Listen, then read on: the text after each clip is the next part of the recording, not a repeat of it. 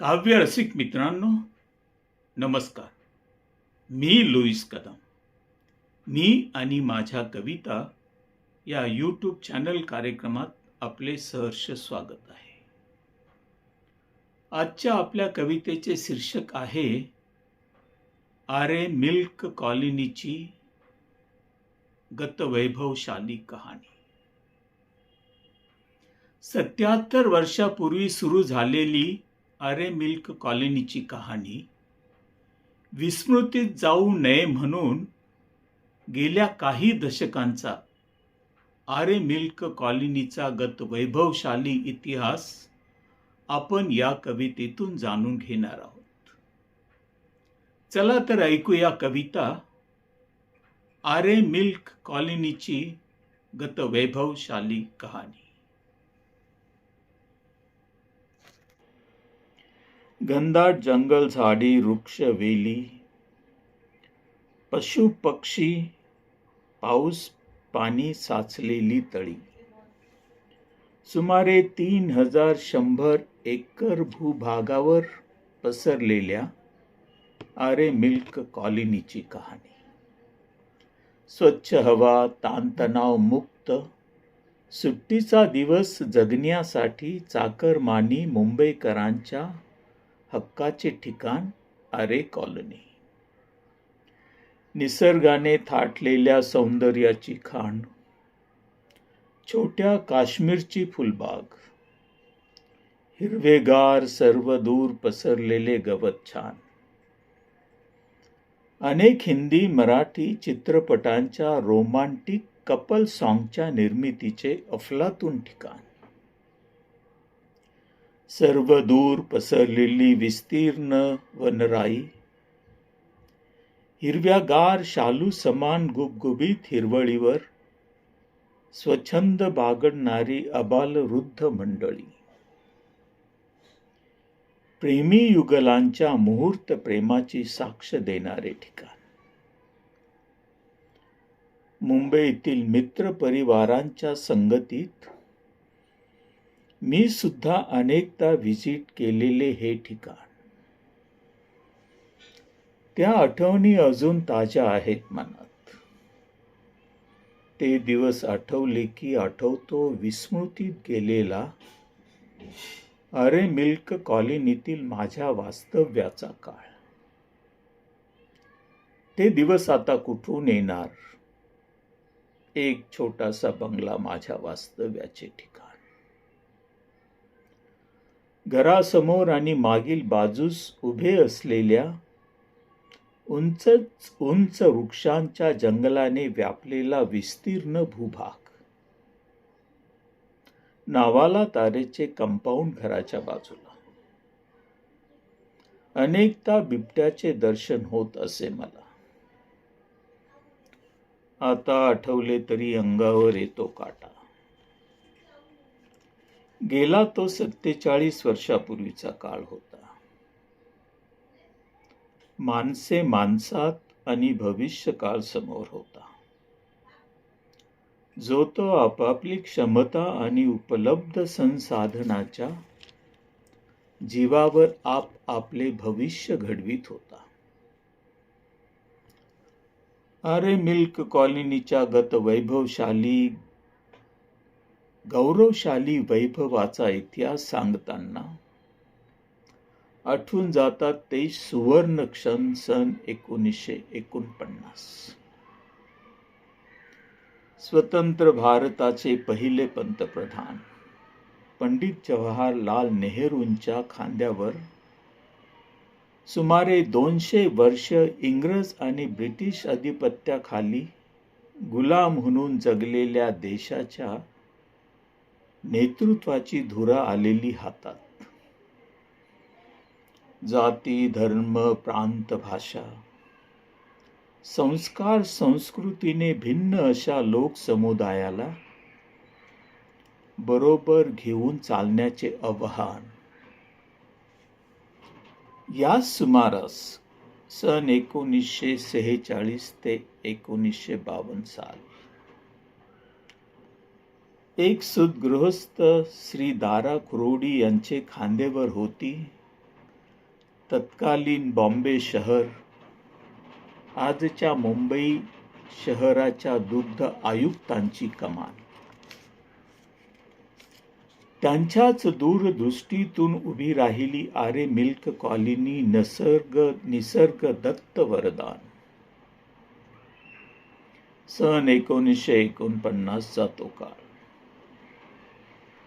आरे milk कॉलनीच्या स्थापनेचा पार पडला सोपस्कार.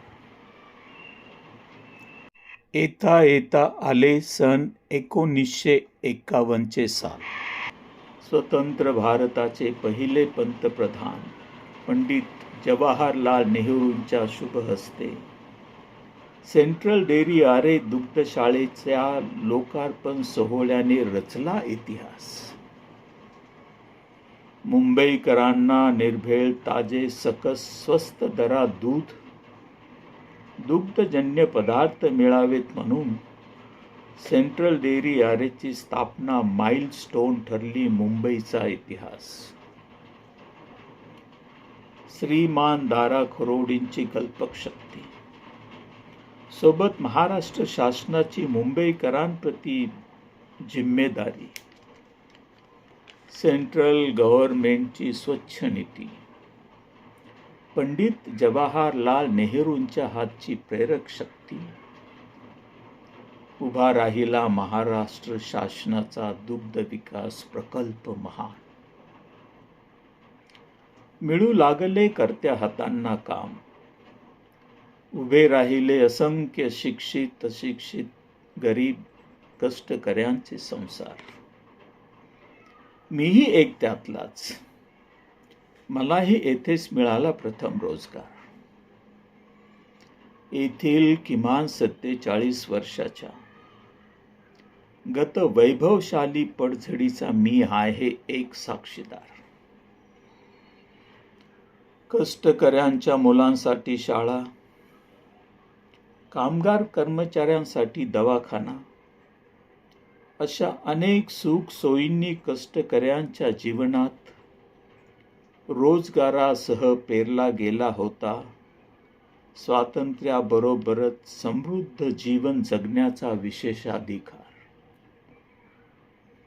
दुग्ध व्यवसाय वाढीसाठी प्रशिक्षित तंत्रज्ञान अवगत अधिकाऱ्यांची निवड लक्षात घेता उभे राहिले dairy science institute, teaching dairy, UNICEF, United Nations International Children's Emergency Fund संस्थेचे अनुदान. आरे मिल्क कॉलनीच्याच परिसरात. डेअरी सायन्स इन्स्टिट्यूट वास्तूकडे पाहवत नाही आता. गाव खेड्यातून आले येथे प्रशिक्षणार्थी विद्यार्थी अवगत करण्या दुग्ध व्यवसाय विकास नवतंत्रज्ञान. त्यांच्या राहण्या खाण्याची व्यवस्था म्हणून मदतीस धावून आले न्यूझीलंडचे सरकार.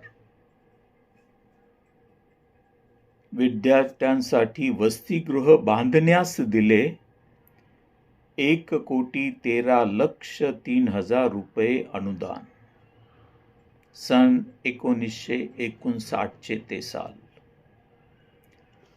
त्याच वास्तूचे नाव न्यूझीलंड हॉस्टेल अजून उभे आहे उंचावून मान.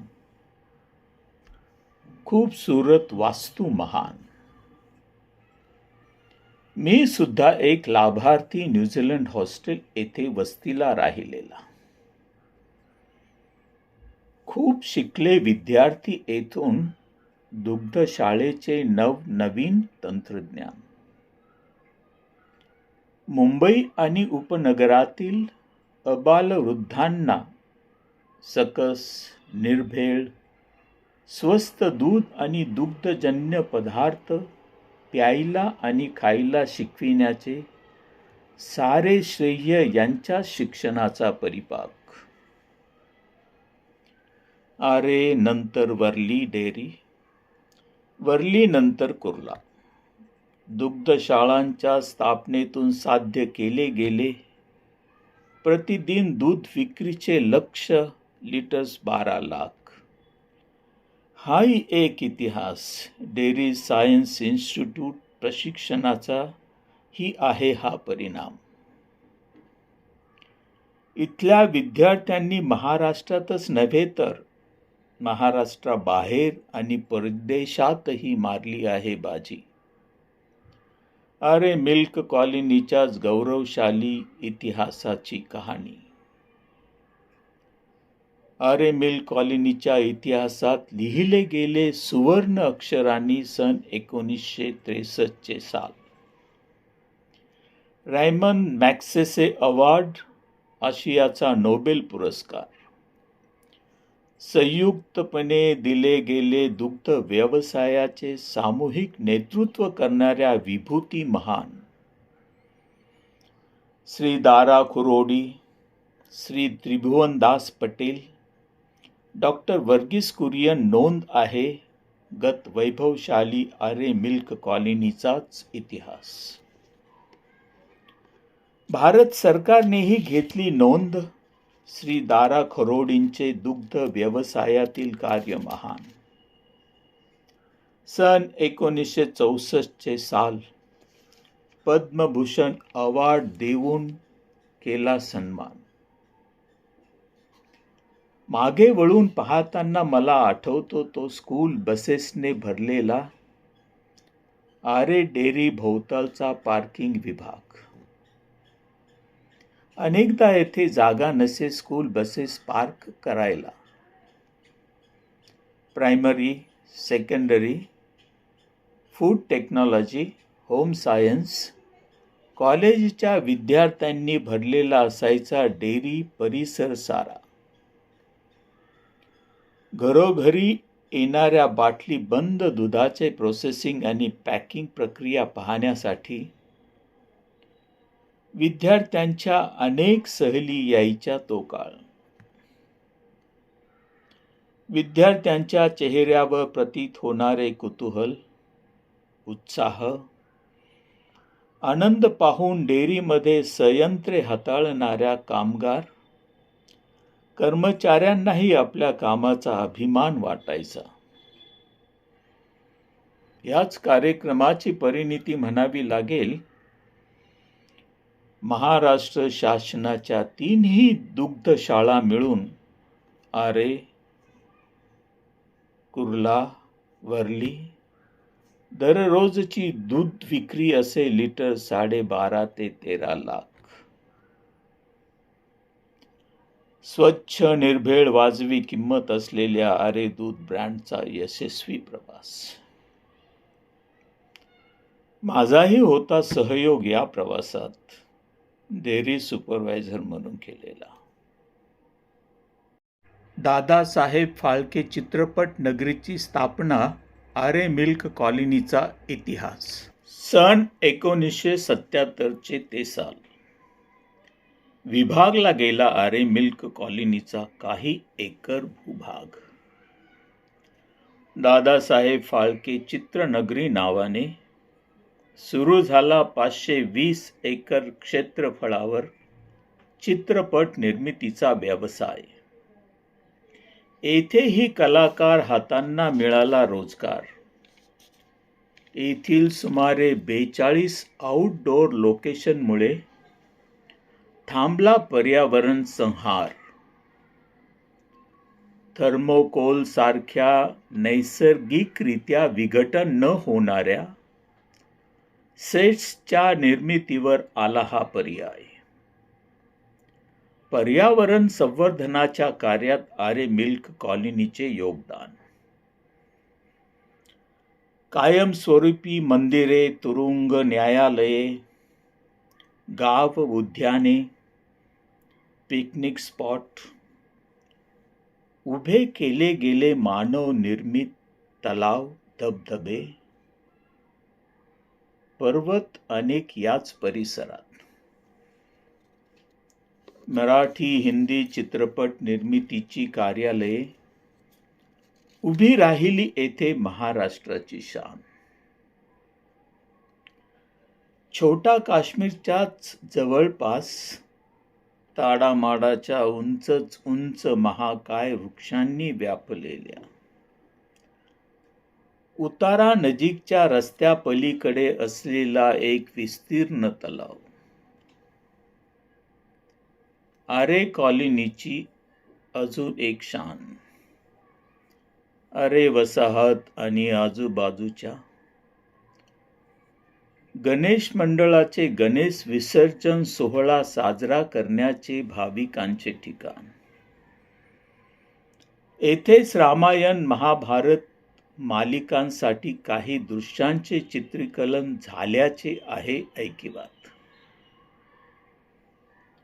मी महानंदमध्ये असताना महानंद दुग्धशाळेच्या गणेश मंडळांच्या गणेश मूर्तीचे विसर्जन येथे केले गेले आहे अनेकदा. दरम्यानच्या काळात देशात दूध महापूर आला. दूध उत्पादन, पणन, वितरण क्षेत्रात जागतिक स्पर्धा जिंकण्यासाठी अतिरिक्त दूध विक्रीचा फेडरेशनच्या माध्यमातून पर्याय शोधला जात होता. NDDB national dairy development board कार्यालयाशेजारील सुमारे 28 एकर आरे मिल कॉलनीचाच भूभाग पुन्हा एकदा मॅप्को महामंडळाच्या नावे केला गेला. तदनंतर दूध महासंघ आला अस्तित्वात. येथे निर्माण झाला अत्याधुनिक दूध प्रक्रिया, पणन, वितरण, प्रतिदिन 6 लाख लिटर क्षमतेचा प्रकल्प महानंद दुग्धशाळा नाव. 18 ऑगस्ट 1983 ते साल महानंद नावाने दूध आले मुंबई बाजारात. माझ्या आयुष्यातही तेव्हा असे काही घडले होते. शासकीय दुग्धशाळा आरेची नोकरी सोडून मी महानंद डेअरीच्या सेवेत रुजू झालो होतो. सन 1983चाच होता तो काळ. दुग्ध व्यवसाय विभाग महाराष्ट्र शासनाच्या यंत्रणा साऱ्या भरभरून महानंदला सहाय्य करीत होत्या. शासनाची सुनियोजित बाजारपेठही मिळाली होती महानंदला. शिवाय शासनाचाच एक विस्तारित प्रकल्प म्हणून महानंदला मिळालेली मान्यता. असाच काहीसा तो काळ होता. बाजारपेठ एक, दोहची दूध विक्री व्यवस्था आणि दूध विक्री कमिशन मधील फरक व्हायचे तेच होत गेले. एक पारडे जड तर दुसरे पारडे हलके होत गेले. कळत तसे तर सर्वांनाच होते, पण मांजराच्या गळ्यात असो. हाही एक इतिहास आहे काळाच्या पडद्याआड गेलेला. येथूनच कदाचित शासकीय दुग्ध व्यवसायाची हस्तांतरण प्रक्रिया सुरू झाली होती. तोपर्यंत स्वातंत्र्याने चांगले बाळसे धरले होते. लोकप्रतिनिधींच्या सहकारी उद्योग धंद्यांचेच फावले होते. हळूहळू शासनाचा दूध विक्री व्यवसाय महानंदकडे वर्ग होत गेला. कारण मीमांसा नाही करता येणार मला, पण तो असाच काहीसा भाग होता. तेव्हा तालुका, जिल्हा, सहकारी संस्था आणि इतर राज्यातील ही दूध होते मुंबई बाजारात काही प्रमाणात. तोट्यात चालणारे उद्योग व्यवसाय बंद करण्याची कदाचित सरकारांना झाली होती घाई. त्यात सहकारी संस्थांकडे डेअरी उद्योग हस्तांतरणासाठी सुरू झाली असावी चुरशीची लढाई.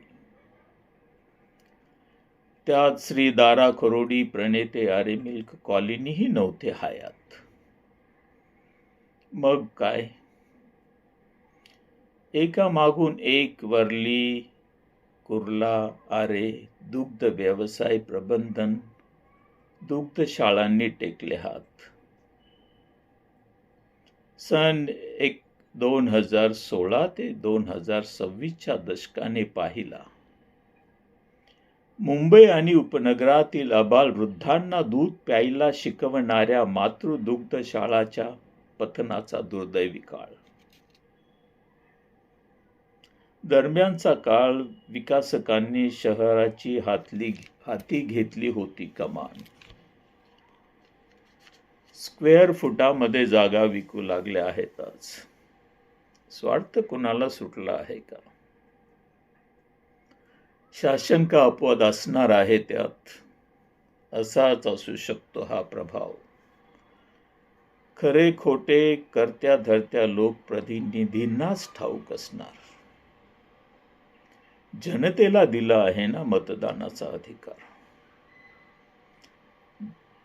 जनतेने नेता निवडायचा असतो, मात्र तो तुमच्याच लोकोपयोगी प्रकल्पाबाबत काय निर्णय होतात हे विचारण्याचा नाही संबंधित जनतेला अधिकार. संविधानिक अज्ञान. दुर्दैवाने येथेच थांबला नाही.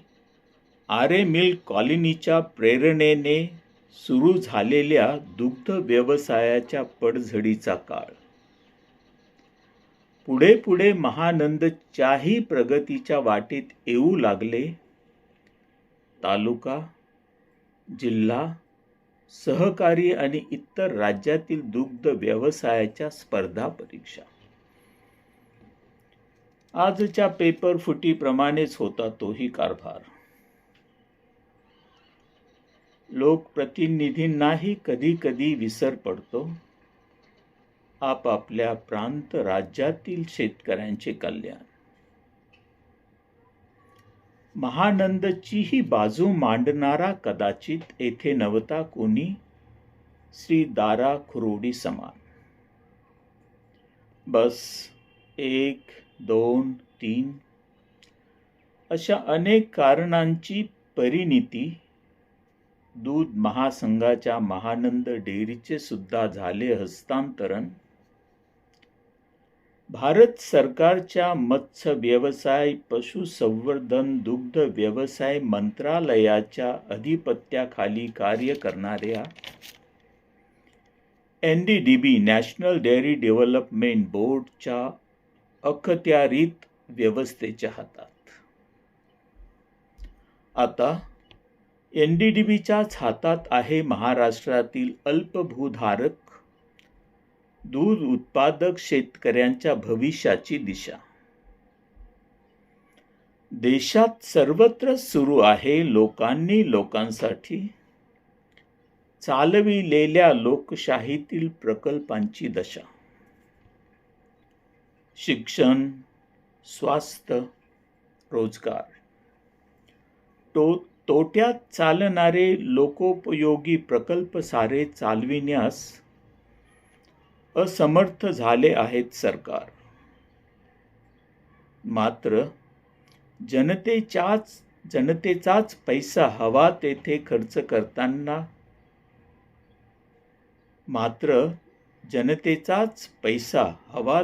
खर्च करतात भरमसाठ. त्यांना कोण विचारणार? चोर पावलांनी चारही बाजूंनी घेरली गेली आहे आरे मिल्क कॉलनी. राखणदाराशिवाय ही हिरवी फुलबाग अजून किती दिवस मुंबईचे फुफ्फुस म्हणून कार्य करीत राहील कोणीही सांगू शकणार नाही आज. गतवैभवशाली आरे मिल्क कॉलनीची साक्ष देणाऱ्या वास्तूंच्या तोंडाकडेही पाहत नाही आज. सेंट्रल डेअरी आरे, न्यूझीलंड हॉस्टेल, डेअरी सायन्स इन्स्टिट्यूटच्या इमारती प्रतीक्षेत आहेत आज. कोणी माजी कर्मचारी अधिकारी यांनी येऊन ऊर्जितावस्थेत आणावे डेअरी सायन्स इन्स्टिट्यूट आरे मिल कॉलनीतील शैक्षणिक संकुल किमान. आरे मिल्क कॉलनीच्याच वतीने विनंती आहे.